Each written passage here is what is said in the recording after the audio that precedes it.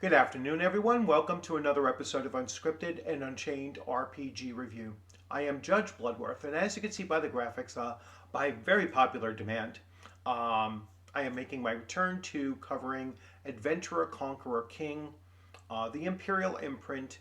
I've shortened the label here to just ACKS II, and going to be covering character creation or Chapter 1 today. So really looking forward to this.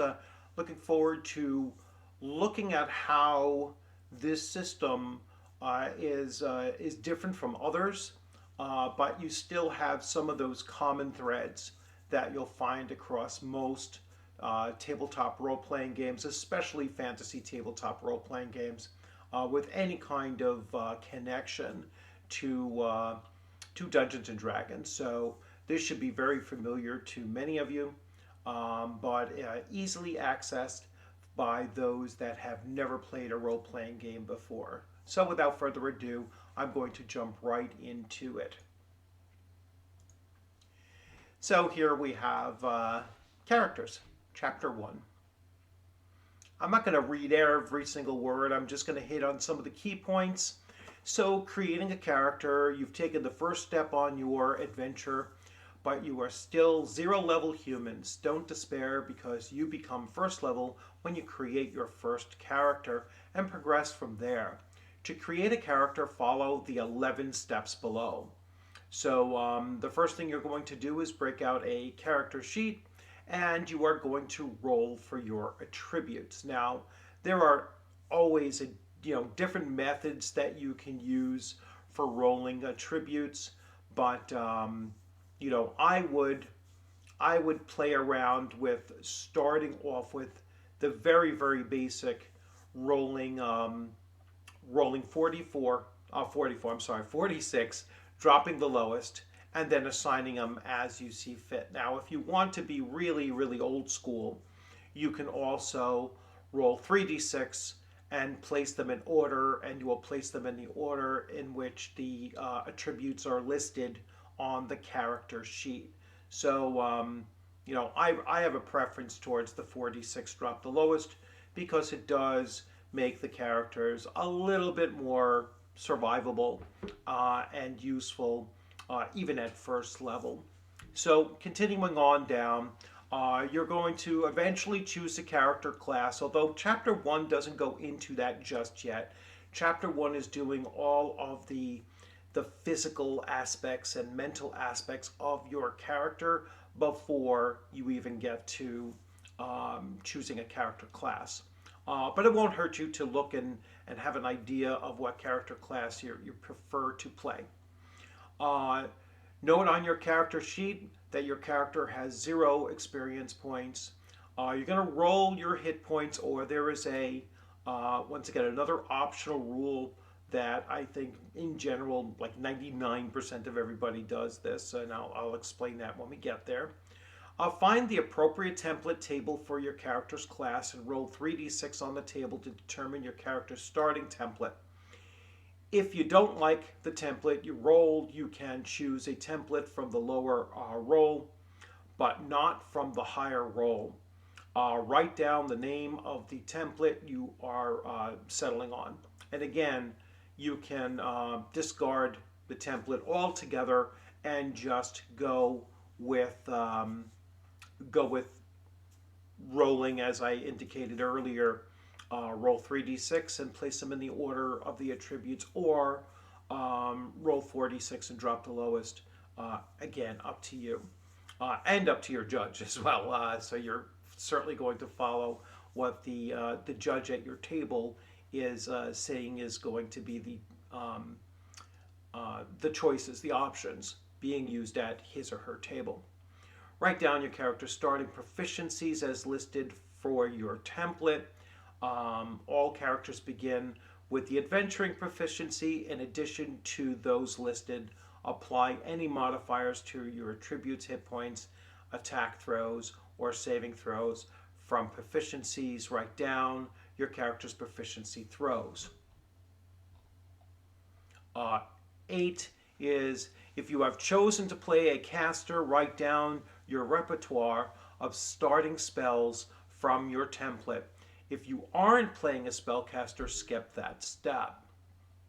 9, write your character's starting equipment and gold pieces and as listed for your template, since you know what armor your character is wearing, what your dexterity modifier is, and the powers and proficiencies modified, your defenses can be calculated and note on your armor class. On the character sheet, calculate your character's encumbrance based on how much weight he is carrying and use that to determine his 4 speeds. Decide your character's homeland and whether your character is male or female. In the Oran Empire campaign setting, some classes are restricted to certain sexes. Both roll for your character's starting age and write down your character's starting languages based on your race. Record your character's size, man size, and weight, usually 15 stone. Stones, I believe, are either 12 or 14 pounds per stone. Hopefully he clarifies that here. Give your character a name and create a brief summary of your character's appearance, background, and personality based on his attributes, class, template, age, and other characteristics. Choose an appropriate alignment for your character. Your judge will have information on the setting of your character's world and can be helpful in naming your new character and developing his background. He can also advise you on how the characters are coming together for to form an adventuring party. So, generating characters without templates, it's an option. Instead of rolling 3d6 to determine the template, roll 3d6 times 10 to determine your character's starting gold pieces. Use the gold to select any weapon, armor, and equipment that the judge says are available. Select your starting proficiencies and, if a caster, starting spells subject to the judge's discretion. This rule is only recommended for experienced players. Generating multiple characters. At the start of play, each player generates 5 characters and selects 1 primary and 2 backup characters. The remaining 2 characters are given to the judge to use as NPCs to populate the campaign setting. If the primary and backups are all killed, the players generate 5 additional characters, again picking 3 and giving the judge 2.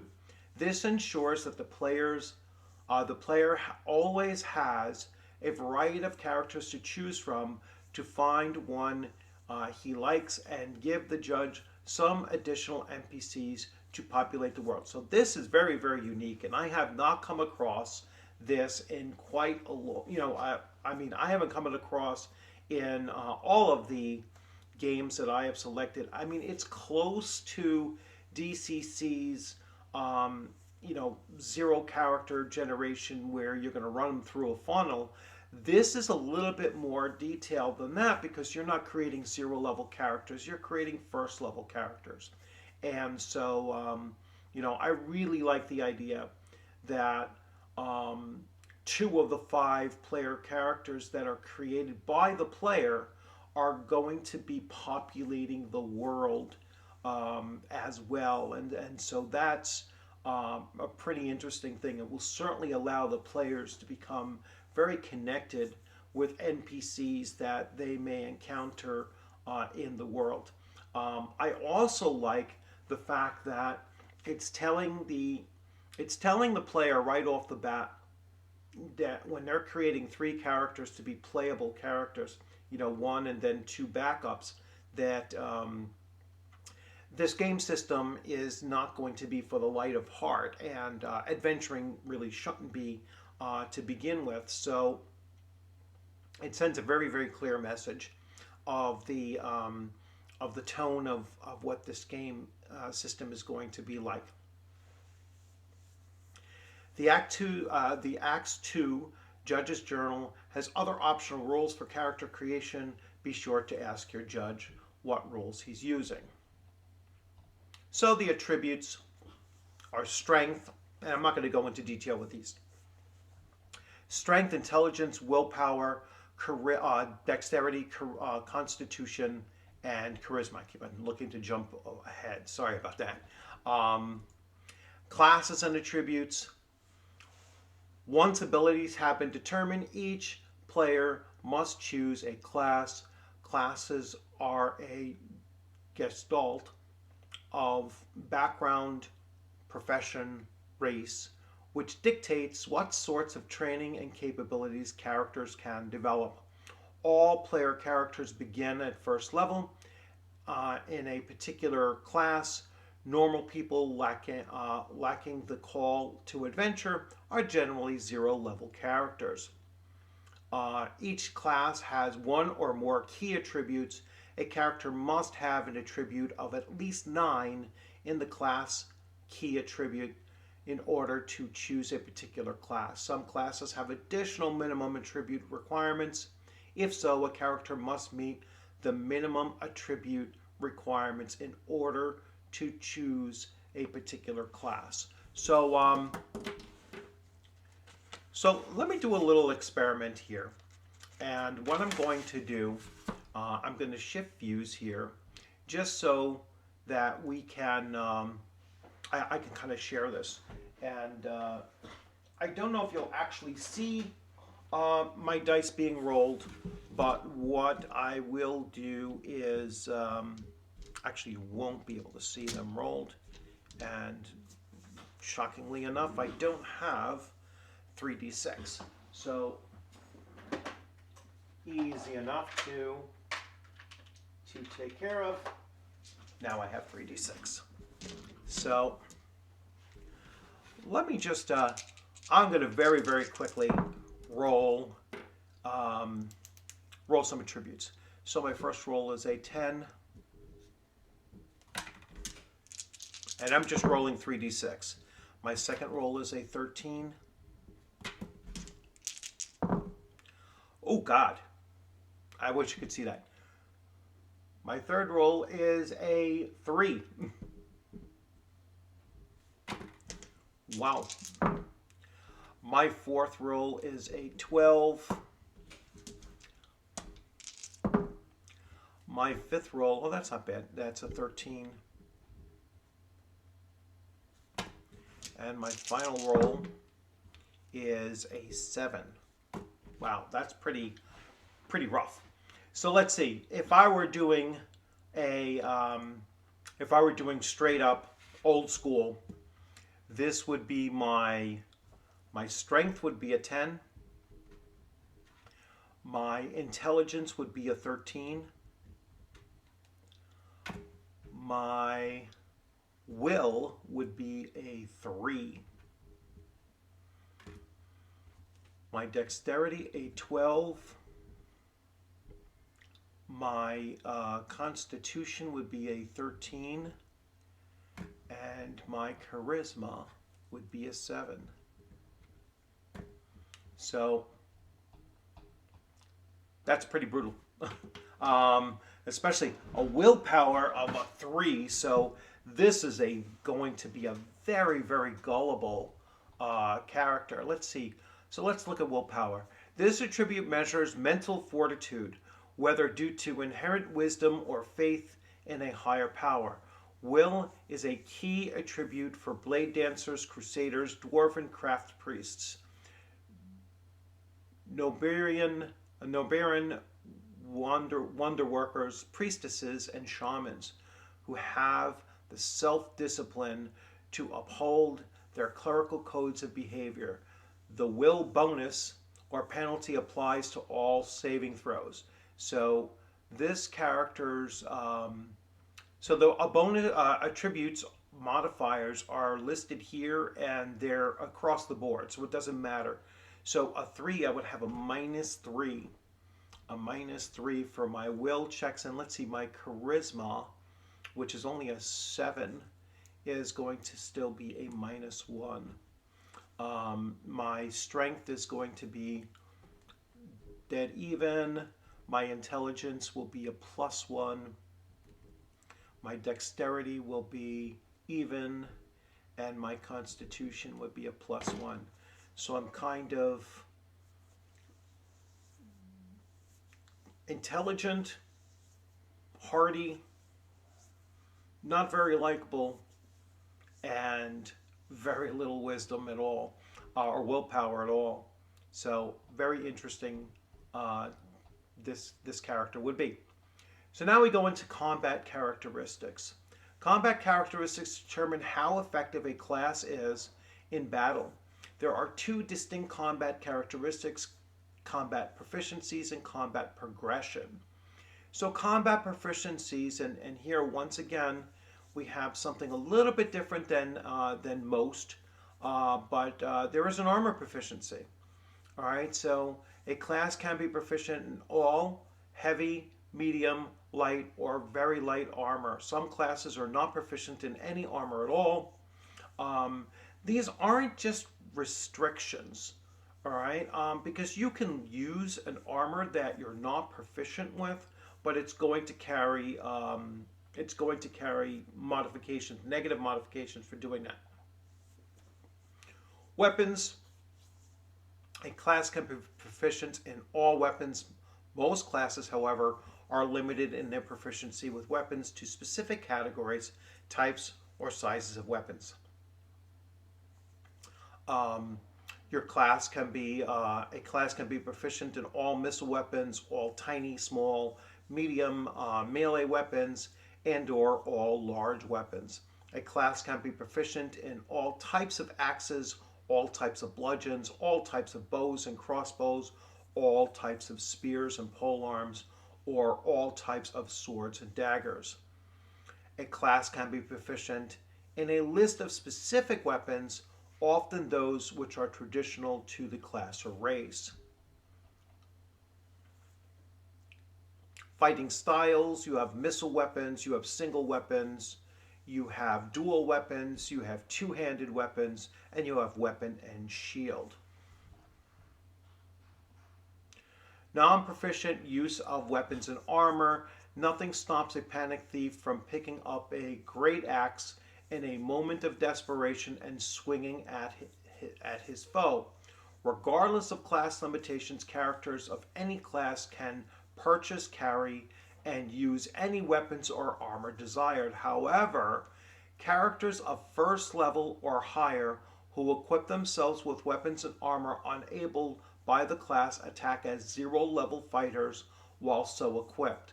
0-level characters such as mercenaries or militia equipped with weapons and armor with which they are not proficient still fight as 0-level characters, but suffer an additional -1 penalty regardless of level. The characters will receive no bonus on their attack throws or armor class from attributes, cannot use any of their class powers, and do not gain XP from adventures in which they were so equipped. All right, so again, you can pick it up, you can utilize it, but you're going to have many detractors for doing so. Combat progression: a character advances in level, they become better at fighting and surviving the perils of adventures. A class combat progression determines the rate at which its attack throws and saving throws progress. Class powers are the special abilities that make classes effective within their niche. Some class powers are simply bonus proficiencies that are automatically assigned to every member of the class, such as the fighter, the Fighter's Manual of Arms class power. But most class powers are unique to the class.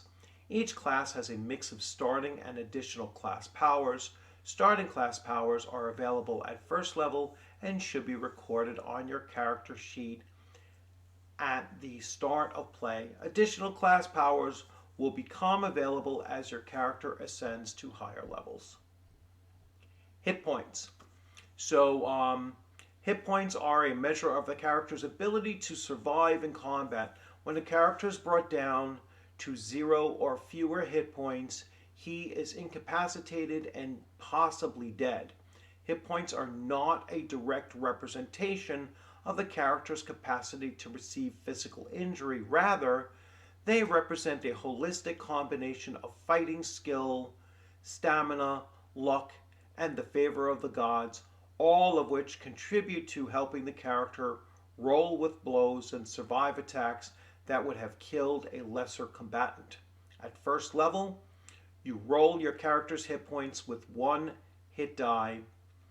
Each character class rolls a different type of die to determine hit points based on their toughness in battle, as explained in character classes, which will be in section 2. If you roll a 4 or less, treat the result as a 4. Add your constitution bonus or penalty to the roll and note the result as your hit points on your character sheet. Thereafter, each time the character gains an additional hit die from leveling, you re-roll his hit points using your character's new number of hit die, adding the constitution bonus or penalty to each die rolled. You note the result as a, let me read this again. Thereafter, each time the character gains an additional hit die from leveling, you re-roll his hit points using your character's new number of hit dice, adding his constitution bonus or penalty to each die rolled. You note the result of your new hit points on your character sheet. If, due to ill luck, your new hit points would be less than or equal to your hit points at your prior level of experience, you just gain 1 hit point. Once you reach level 10, you no longer gain hit dice or add your constitution bonus or penalty. You simply gain additional hit points, making 9th level the last level at which you gain a new hit die.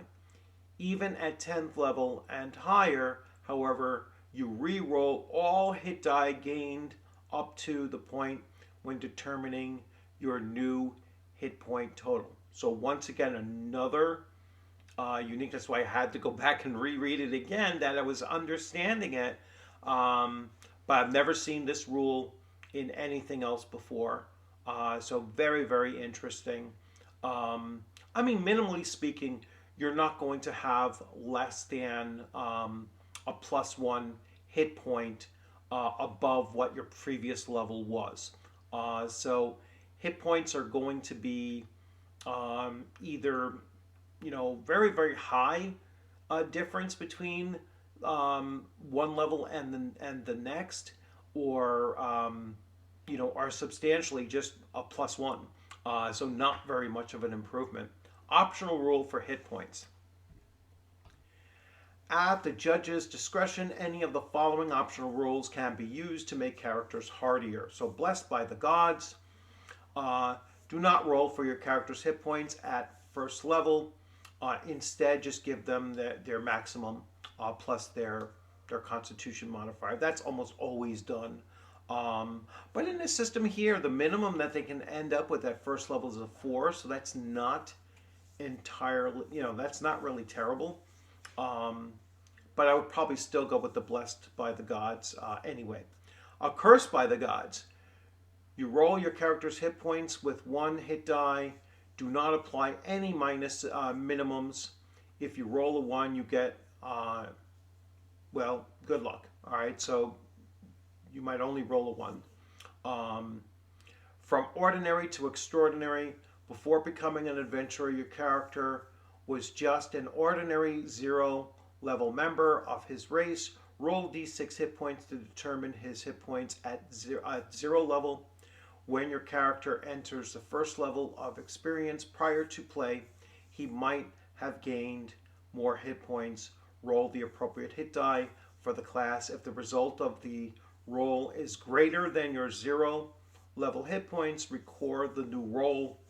If the roll is less than or equal to your 0 level hit points, you begin play with your 0 level hit point +1.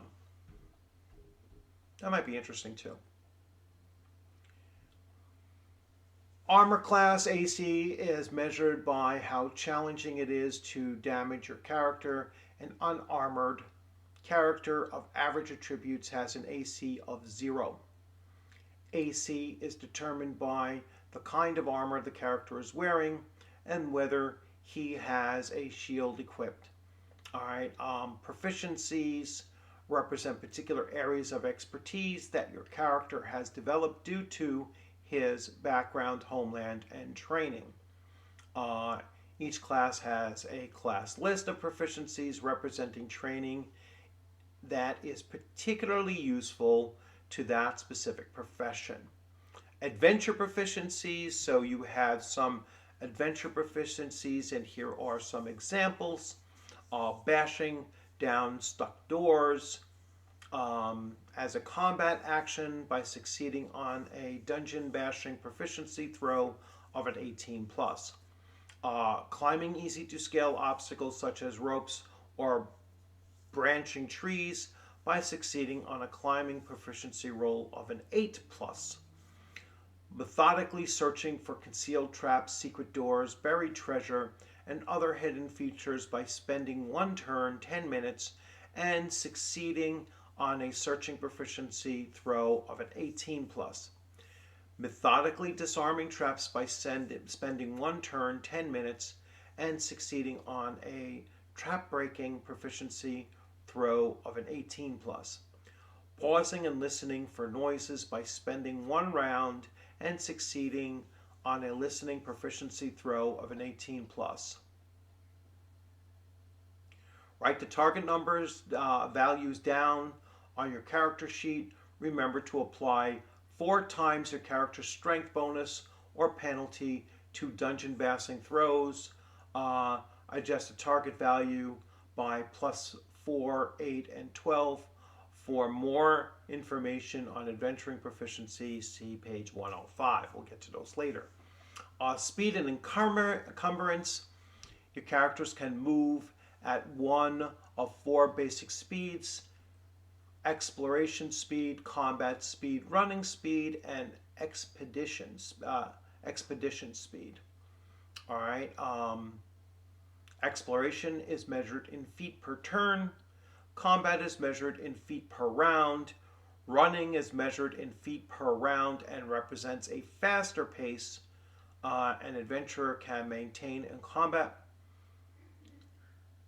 Characters can only run for brief periods of time before needing rest. An unencumbered human has a running speed of 120 feet per round. Expedition speed is a measure in miles per day and represents a distance which a character travels from each day, spending travel as a the party's dedicated activity. An unencumbered human has the expedition speed of 24 miles per day. And then we have the movement speeds, and here's a chart that kind of shows that anyway. Calculating encumbrance, once again, this uses the weight and measure of stone per, so as you can see, armor is 1 stone per AC. So if you have AC 5 armor, then it would be 5 stones for that piece of armor, 1 stone per shield point. Typical item is 1 stone per 6 items. Heavy items are 1 stone or more. And treasure is 1 stone per 1,000 gold, 1,000 coins or gems.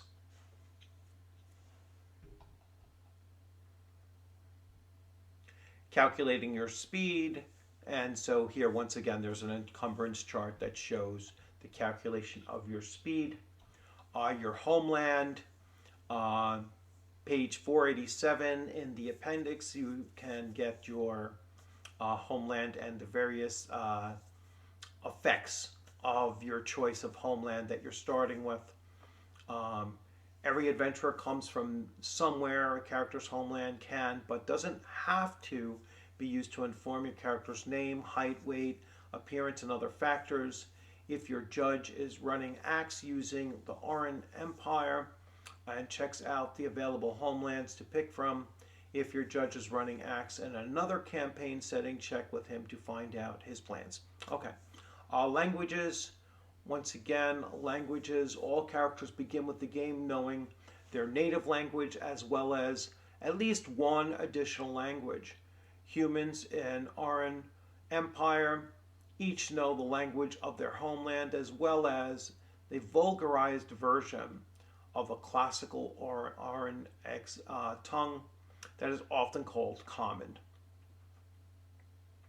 Demi-human races in and around the Empire each have their own languages, and members of these races normally begin play knowing their racial language, common and or local human language if it isn't called common, and certain other languages based on race. Excuse me. Characters with an intellect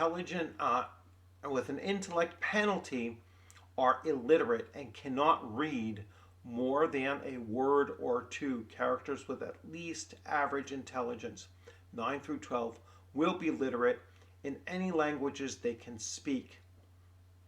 Characters with an intelligence bonus can begin the game knowing one or more additional languages based on that bonus given. That's pretty uniform.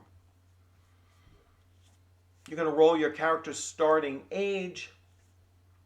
Almost every character type, except for dwarves, are going to begin with a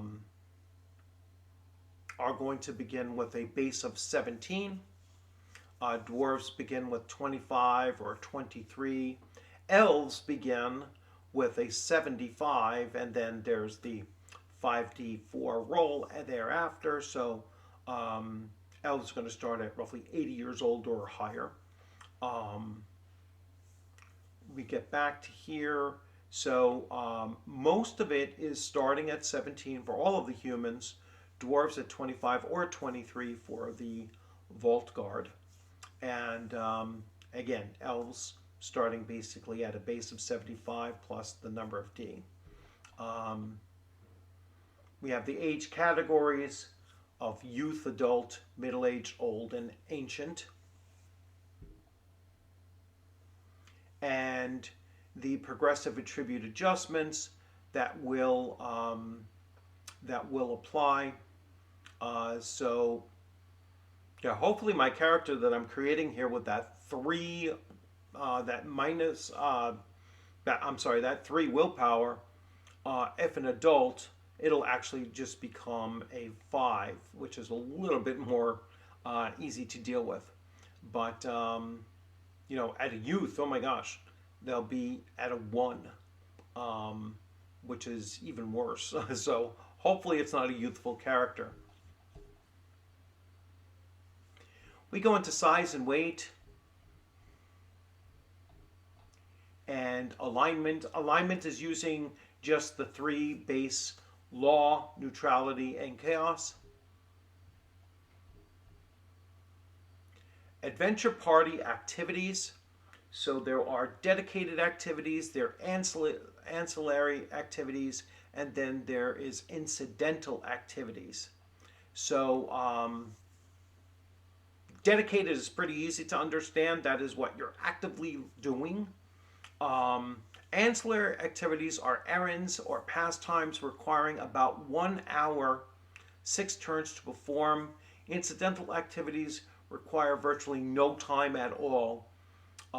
Each game day, an adventurer can undertake 1 dedicated activity and 4 ancillary activities, or perform up to 12 ancillary activities. A character can perform any reasonable number of incidental activities. All right. So once again, really interesting aspects that are included in this system of really kind of thinking about what your character is able to do in a single day. And I find that making the players think about that kind of a measurement of their actions during a day is really important. It's going to It's going to help the players really immerse themselves in their character's actions throughout a particular day, and it's going to make those days, I think, seem to be very unique for the player as well. So I'm really liking this. Most campaign activities are singular activities that take place within a single day and can be repeated as often as desired within the limits of available activity. A restricted activity takes place within a single day but cannot be repeated until a certain time period elapses. An ongoing activity requires more than one game day to complete, such as the characters will be performing an activity throughout the given time period. Both dedicated and ancillary activities can be ongoing. A dedicated ongoing activity represents a period of full-time labor in order to complete a complex project or task. A dedicated ongoing activity represents a period of full-time. I just read that, sorry. An ancillary ongoing activity presents an intermittent effort occurring in short bursts that must be sustained over a lengthy period of time. Managing a subordinate, for instance, typically requires a short period of time every day for as long as the subordinate is employed. An ongoing activity can generally be interrupted without penalty or disruption.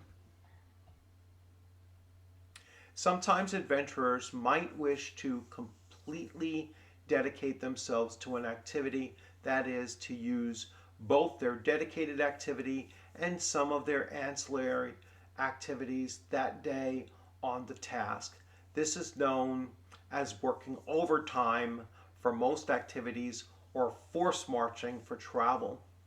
A character who is force marching completely dedicates his day to travel and cannot take any ancillary activities, but the increased time spent and distance travel by up to 50% greater, right? So if you could travel 24 miles, you'll be able to travel 36 miles if you are force marching. Working overtime on an unstrenuous activity makes the activity count as a strenuous activity. Force marching or working overtime on a strenuous activity counts as 6 days of strenuous activity, immediately requiring rest. In desperate situations or circumstances, characters might want to work all day and through the night. Each additional 4 ancillary activities, 4 hours, after working overtime or forced marching increases the fatigue penalty by 1 point rounded up. Most campaign activities are open to any character. Others can only be undertaken if the character meets particular requirements of class level, location proficiency, or equipment. The requirements are noted in the activities descriptions.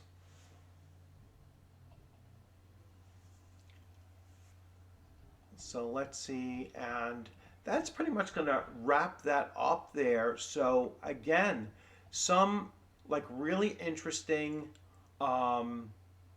differences that I see here that I have not seen in other game systems before. And again, I really like the way Adventure Conqueror King is putting you in the mindset as the player, controlling your character, putting you in the mindset of really deciding what your character is doing on a daily basis, with all of those, a dedicated activity, and then all of those ancillary activities going on, in some cases simultaneously. And I like that kind of that stress economy. That's what I'll call it. That stress economy of determining, well, I really want to get this job done, and so I'm going to put some overtime into it, and there'll be both benefits to that and detractors. Like I haven't gotten into the distress system and then what distress points actually, what effect they actually have. So that would be really cool, to check that out. So in the next video, so when I start covering chapter 2, when I start looking at classes, I'm going to keep this character sheet here with, with my setup here. So my 10 strength, my 13 intelligence, my 3 willpower, my 12 dexterity, my 13 constitution, and my 7 charisma. And I'm going to start to see how those numbers change once I choose my class and get my character's age, which will definitely have an impact on some of those attributes as well, and go forward with that. I'm for the most part, I can probably get into every class but a cleric with that 3 willpower, because I know that the character classes are going to require at least a 1 minimum of a 9 in that stat. So I'll see where that goes. And I'm not going to cheat the system by saying, well, I'm going to make a character that's a cleric, and then my willpower will automatically become a 9 for that point. So I won't do that. I'll probably find something that is, possibly dexterity based, or intelligence based. Actually, the intelligence based might work. Could end up being like a wizard of some kind, with a 13 intelligence and a fairly decent dexterity and constitution. He's just a wizard with very low willpower. So that would be really, really interesting to see how that plays out. So anyway, I hope you enjoyed this video. I'm going to switch views here again. I hope you enjoyed this video, and please feel free to leave your comments in the comment section. And as always, if you haven't subscribed, please consider subscribing. And I look forward to seeing you on a gaming screen or at a convention sometime soon. I'll be on the lookout for Adventure Conqueror King at the conventions as I'm going through them in 2025. The hardcovers of this, I'm assuming, is coming fairly soon. I'll be double checking that as well. You all have a great one. I have to go answer this phone. You all take care.